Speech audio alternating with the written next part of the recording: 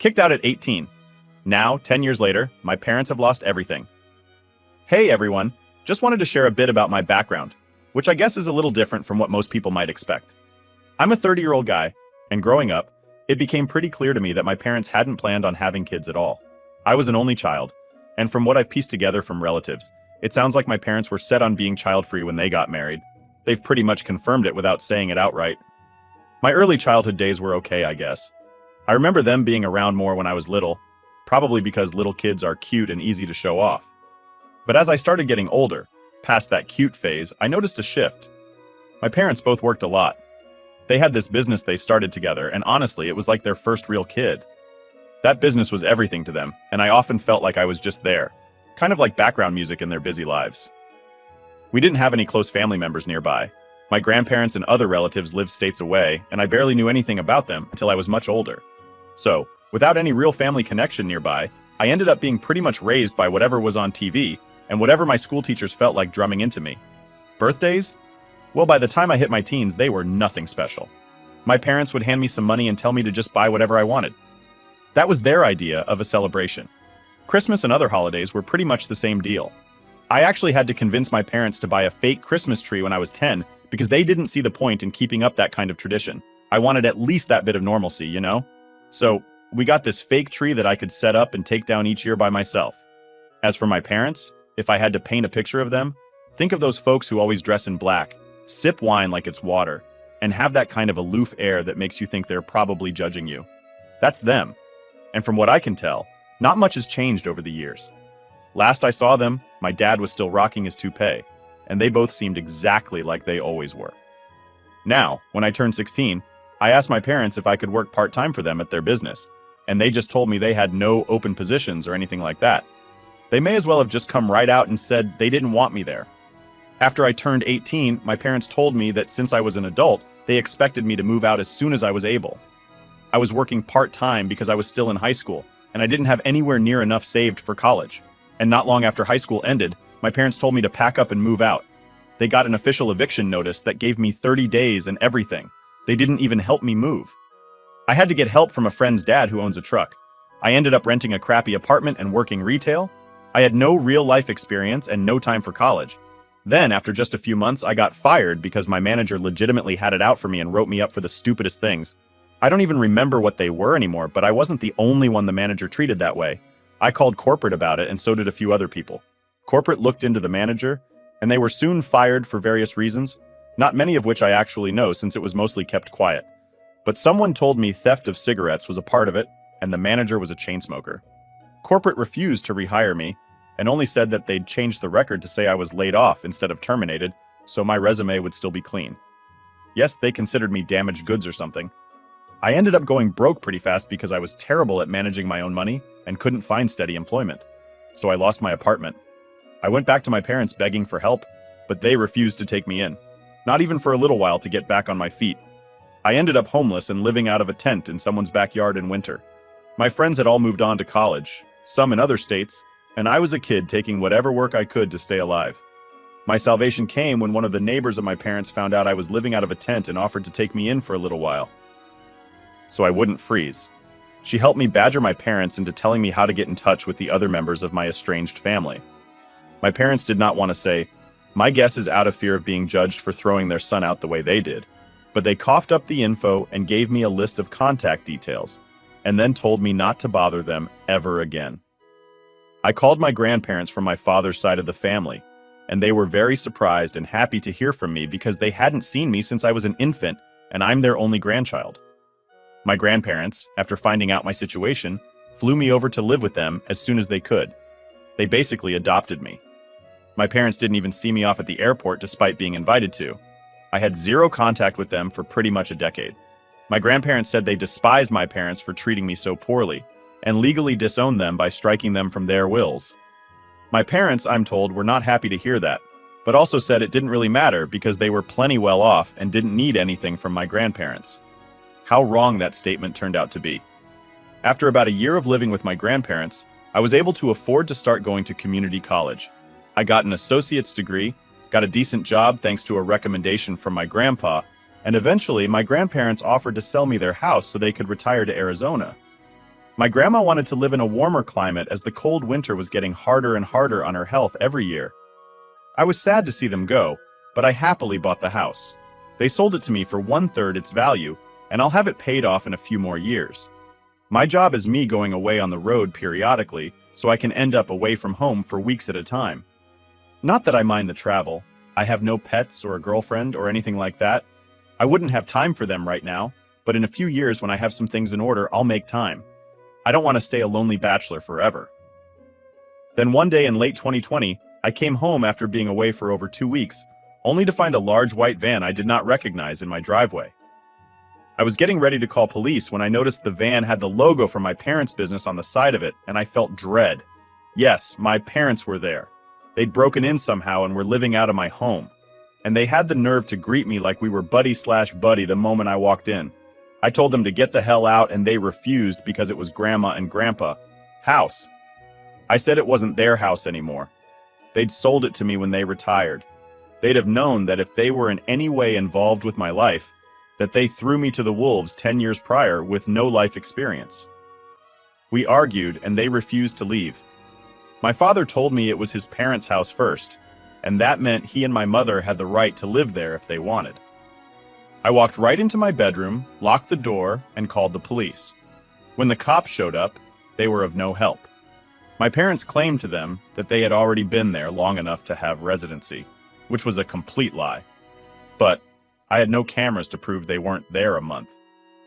My neighbors had no cameras either, so it was my word against my parents over how long they've really been there.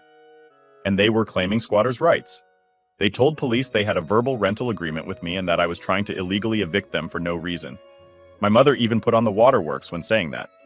The police told me it was a family dispute and to file eviction with the courts to get them out. And this was in 2020.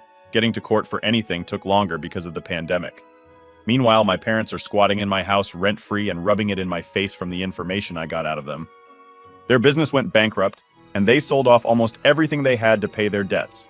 All they had left was the van and a few personal belongings. So they expected to live in my house rent-free for the foreseeable future. They were working too. Both of them soon got new jobs. My father as a delivery driver, my mother as a sales associate. They were making money, and the only things they contributed to was electricity and water utilities, which was basically just handing me a $100 bill every month and saying I should be grateful they were paying me anything anytime I tried to discuss proper rent with them. They just said I owed it to them to live rent-free because I took 18 years of their lives. And it's not like they were demanding the money back for that time, then threatened to stop helping with the utilities altogether. I was so at my wit's end that I ended up calling my grandparents to explain the situation to them. They were very unhappy and spoke with my parents, but my parents still said they had the right to stay in my home and refused to budge. My grandpa told me he was sorry it had come to this, and that if they hadn't sold me the house, my parents wouldn't have invaded. I told him not to worry. I'd already filed for a legal eviction and would get it soon enough, and my parents already knew that they were on borrowed time. I made sure to say that in earshot of my parents too. They responded with the silent treatment. My father was away most of the time, driving a delivery vehicle 6 days a week, which was a job really not to his liking, and my mother basically tried to take over my house in her spare time. She demanded I let her rearrange my living room, and even tried to force me to give her and my father the master bedroom because they were my parents and they deserved better. As she put it, I vetoed both of those things and said they don't deserve better, and to stop trying to act like I owe them anything. I didn't ask to be born, and it's a normal obligation for parents to raise their own children, and all they were doing was trying to assert dominance to try and keep me from kicking them out. Finally, after 4 months and now into early 2021, I managed to take my parents to court over their squatting. We only needed to go to court because they fought the eviction and tried to gaslight me into rescinding it. They tried to use the fact it was formerly my grandparents' house, and the fact that they were giving me $100 a month as some sort of leverage of residency. But there was no real rental agreement, and they were smart enough not to try and forge one, as that would have been fraud. So the judge ordered that they needed to be out in a maximum of 30 days because they have zero claim on my house. After court, they confronted me and said they were disappointed in me for kicking out my own flesh and blood. I couldn't help but laugh and call them hypocrites because that's exactly what they did to me without a care in the world for my well-being. They had no love for me, so I have no love for them. I owe them nothing. They just tried to act like everything that was mine is theirs. But they had no right to call themselves my parents because they've never really acted like it. I call them a pair of snobby, lying narcissists to their faces and told them to get their affairs in order because they already know. I won't hesitate to call police if they don't leave my house when the 30 days are over. My father looked enraged, but my mother stopped him from saying or doing anything by grabbing a shoulder and shaking her head. He sneered at me and walked away. They left, but not without a lot of tension. That final month was spent with them, either guilting me to try and make me change my mind or completely ignoring me.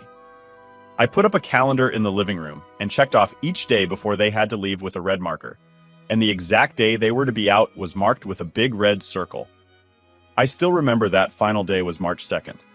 My parents waited until the exact day they had to leave my home for good before they finally left, even when all their stuff was out of the house and they were sleeping on the floor in the guest room for a few days, since they were so convinced they could make me let them stay.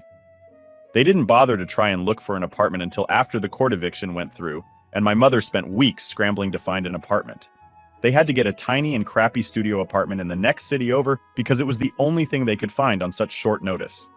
A lot like what I had to do when I was 18. Quite ironic. I drove my mother over to see it once, and the apartment was terrible. The walls were baby baths, green. The carpet looked like it was 20 years old. The only window just had a view of a brick wall outside. There was no dishwasher. The stove was the smallest one I'd ever seen, and the toilet looked like it really needed to be replaced.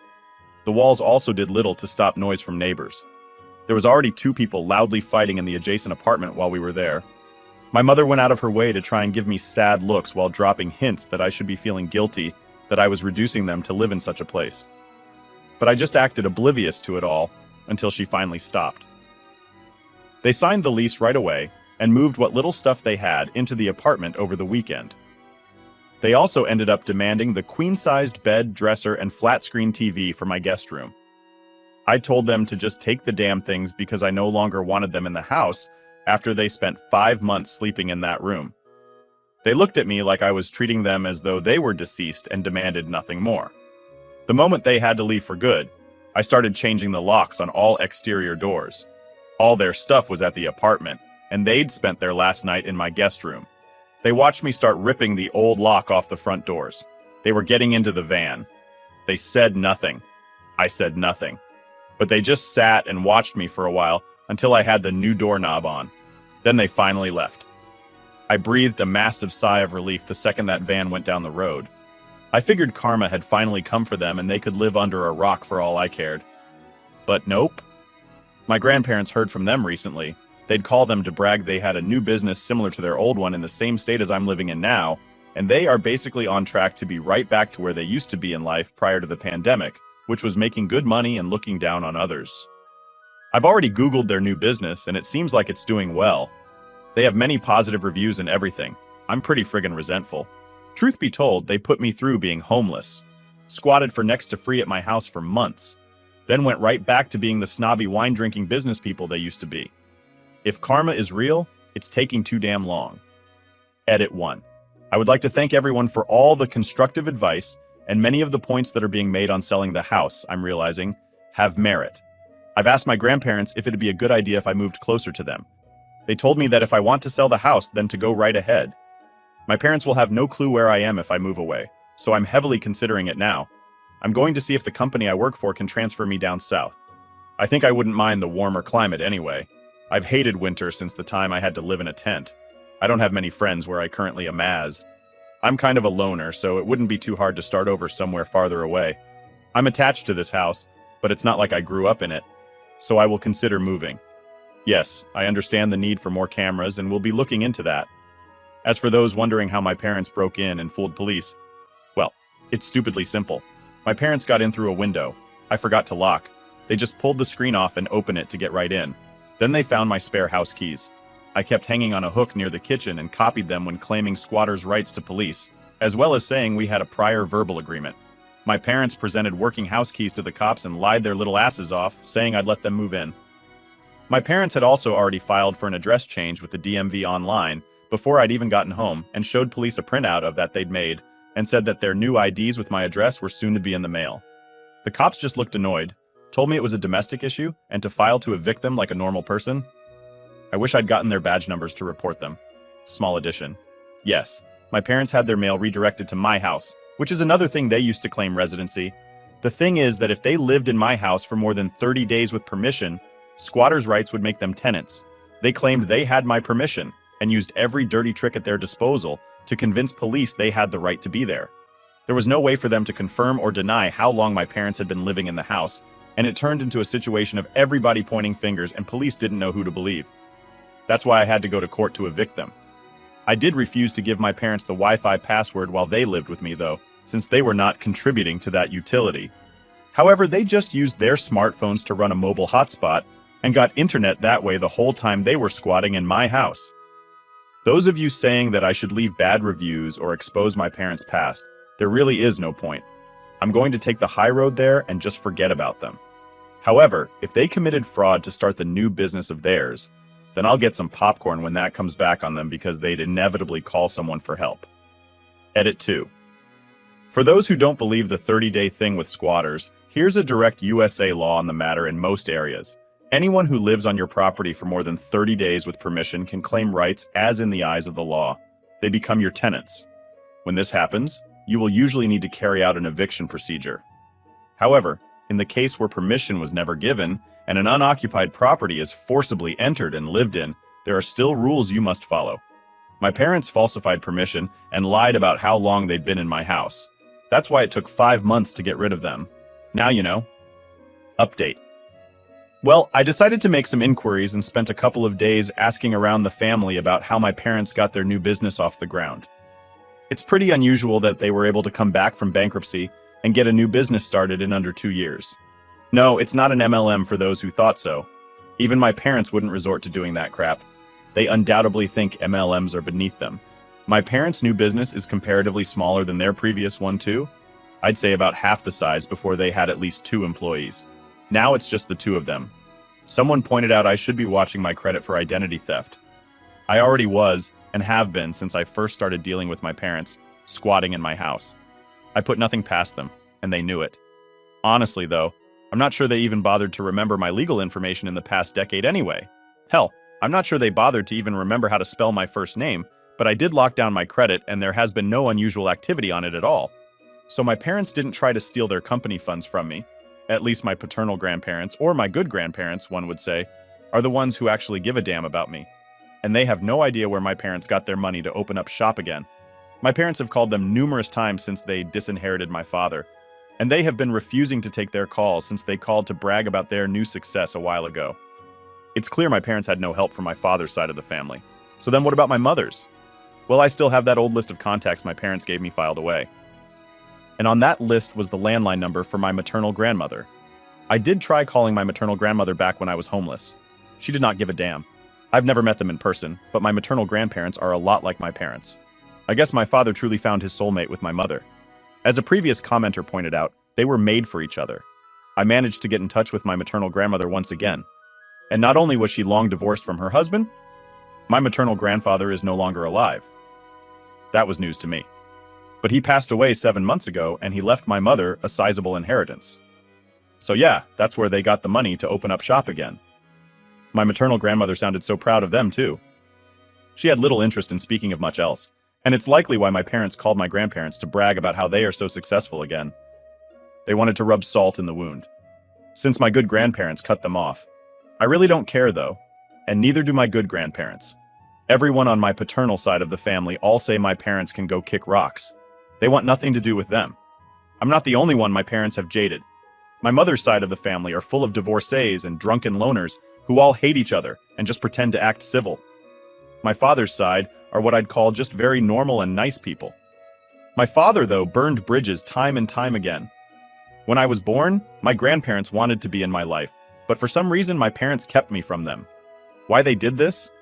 I'm not entirely sure, but I think it's because they didn't want to be judged on their own parenting.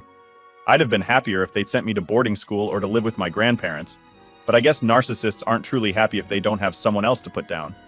I can only imagine the stuff they said about me behind my back my entire life. Either way, it seems my parents did nothing illegal to open up a new business. Nothing that can be reported to something like the IRS anyway. No law against using funds from inheritance, a seed, money to self-employment. My mother, like me, was an only child, so she got everything when her father died, including his house and land. That's where my parents are living now. I've seen a photo my maternal grandmother sent me. Not the nicest house, but not bad. Comparable to my own, I'd say. But it means my parents have a place to live. Scot-free now, and likely won't need to bother me again. I want to sell my house and move. But it turns out the company that I'm in the employ of has no branch in Arizona. So it's either I quit and look for new employment in Arizona after selling my house, or I just stay where I am and hope my parents leave me alone. I'm looking into job searching because I really don't want my parents to ever find me again. I won't move if it's not feasible, but I'd prefer to be able to. It'd be moved to bother getting more cameras for the house if I want to sell it ASAP. But if I end up stuck here because of not being able to find another job in Arizona in the coming months, then I might as well get cameras installed inside and out. I've gotten a lot of good advice on the kinds of cameras to get and where to put them. I kind of doubt the same situation will ever repeat, but I just don't want my parents to ever try to seek me out again for any reason. If they need help when they're old, I'm not going to care. They'll get what they gave. Nothing. They're dead to me for the rest of my life, and the rest of my father's side of the family say the same. If I ever become a parent or step-parent, I'll make damn sure I never become like my parents. No child deserves that. Update 2. After the last update, with my parents finally out of my house and me trying to move forward, I started seeing someone. She's amazing, kind, understanding, and has been super supportive of all the craziness from my family situation that I've filled her in on. Things were looking up, and for a minute there, I actually thought I'd get a break from all the family drama. Well, that didn't last long. My parents, who have been pretty much persona non grata in my life since the eviction, somehow got wind of my new relationship. How they found out, I honestly have no clue, but they did, and they decided to take full advantage of the information. Here's where it gets ugly. One fine morning, I get a call from my girlfriend's dad asking if we could have a chat. Turns out he received a call from none other than my dear old parents. I couldn't believe they'd actually gone and done something like this. They had a long talk with him, painting a picture of me as some sort of monster. According to them, I'm the ungrateful son who heartlessly kicked his poor, struggling parents out of their home, leaving them with nothing. They spun a story so twisted it would have made a pretzel look straight. They claimed they were destitute because of my actions and tried to play up the sympathy card big time. My girlfriend's parents were naturally pretty shocked and concerned. They didn't know what to make of it, and there I was, suddenly feeling like I was on trial. I had to sit down with them and go over everything, from the very beginning of my parents' neglect to their recent squatting saga. I showed them all the legal documents, the eviction notice, even messages and emails between me and my parents. It was like presenting a case in front of a jury. Thankfully, my girlfriend's parents are reasonable people. They listened, asked questions, and understood the context once everything was laid out. They were actually pretty appalled by how my parents had behaved, not just recently, but throughout my life. It was a relief, but the whole situation left a sour taste in my mouth. Now, you'd think that would be the end of it, right? Nope. My parents, true to form, didn't stop there. They started showing up in places they knew I'd be, like at the supermarket near my workplace. Always trying to accidentally run into me, always trying to talk, to push their way back into my life as if nothing had happened. It's exhausting. Every time I see them, it's like they're trying to wear me down, to push me into accepting them back into my life on their terms. They act all sweet and concerned in public, making scenes that leave bystanders thinking I'm the one being unreasonable. I've had to start taking different routes to work, shopping at odd hours, just trying to avoid them. But they're persistent, and every encounter leaves me stressed out and frustrated. And it's not just the public run-ins. They've tried to contact me through every possible channel. Calls, texts, emails, even letters. Each message is a mix of guilt-tripping and sweet talk, trying to manipulate me into letting them back into my life.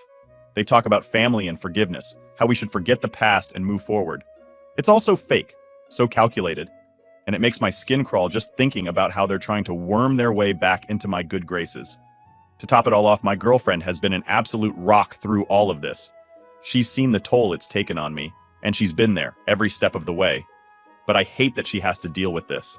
I hate that my toxic family situation is spilling over into our relationship. It's not fair to her, and it's not what I wanted for us. We've talked about it, and we've decided to set some hard boundaries. No contact with my parents, full stop. If they try to reach out to her or her family again, we're going to consider legal options. We're also looking into moving a bit further away, maybe finding a place that's off the radar for my parents. It's a lot dealing with all this. Sometimes I feel like I'm just waiting for the other shoe to drop, for the next crazy thing to happen. But I'm trying to stay positive, to focus on the good things in my life, like my relationship, my work, my friends. So that's where I'm at. Another chapter in this wild ride. Thanks for letting me vent and for all the support. It really does help, knowing there are people out there who get it, who've got my back. Here's hoping for quieter days ahead, but who knows, right? With my luck, there's probably another twist just around the corner. But whatever comes, I'll handle it. I have to.